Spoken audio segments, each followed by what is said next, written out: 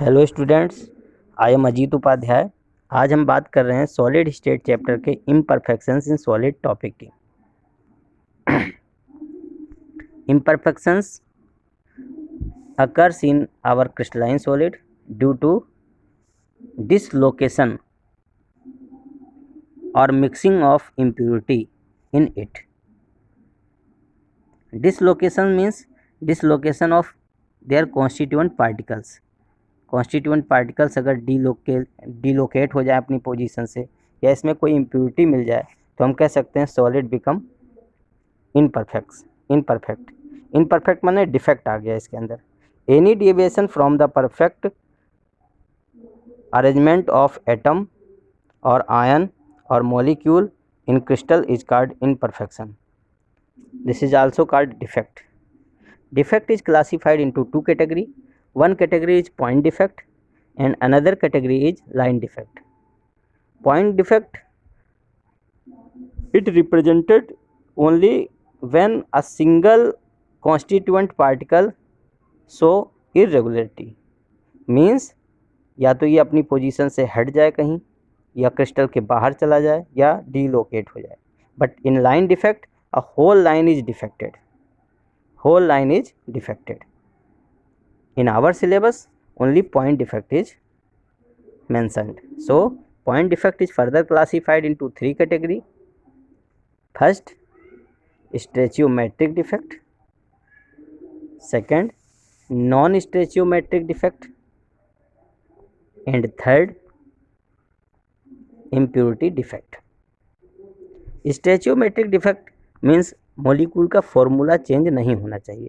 If imperfection in crystal are such that ratio between the cation and anion remain the same as represented by molecular formula, the defect is called stoichiometric defect.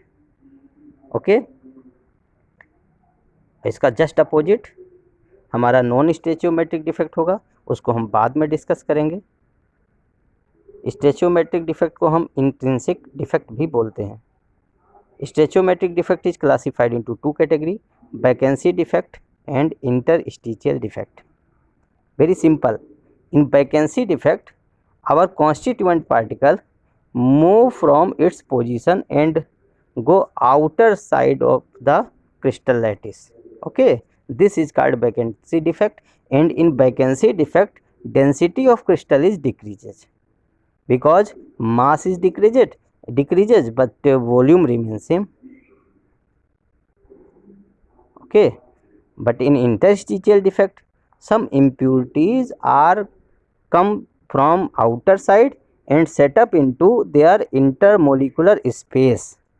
Okay, interstitial space and hence density become increases. Okay student, अब आपको समझ में आ गया होगा कि vacancy defect में molecule बाहर चला जाएगा तो उससे डेंसिटी कम हो जाएगी और इंटरस्टिशियल स्पेस में कुछ नए मॉलिक्यूल बाहर से आकर के इंटरस्टिशियल स्पेस में सेट हो जाएंगे, उसमें डेंसिटी इंक्रीज हो जाती है. तो इस तरीके से दोनों तरीके के डिफेक्ट आपके समझ में आ गए होंगे. ये defect generally non ionic solids में मिलते हैं. अगर हम आयनिक सॉलिड की बात करें तो इन्हीं डिफेक्ट को हम दो अलग टर्म में बात करते हैं. एक का नाम होता है Schottky defect and second is known as Frenkel defect. अब हम बात करेंगे शॉटकी डिफेक्ट की. In Schottky defect same number of cation and same number of anion missing from their site and go outer part of crystal lattice. Okay, तो hence student जब number of same cation और anion रहेंगे बेटा तो neutrality maintain रहेगी, यानी इस पूरे क्रिस्टल लैटिस के ऊपर कोई चार्ज नहीं आएगा. ओके, अब वॉल्यूम सेम है, मास कम हो जाएगा, इसलिए density decreases. In Schottky defect density become less. Okay,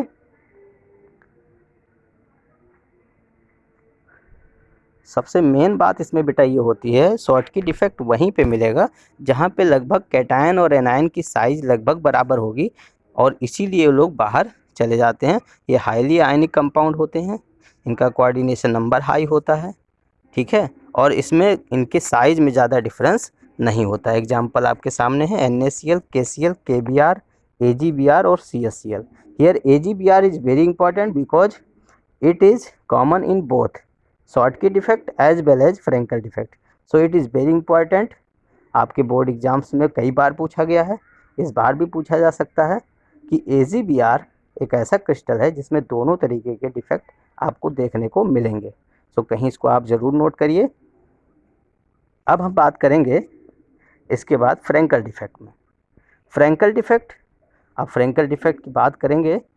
Frenkel defect में आपको सोचना है डेंसिटी का क्या होगा.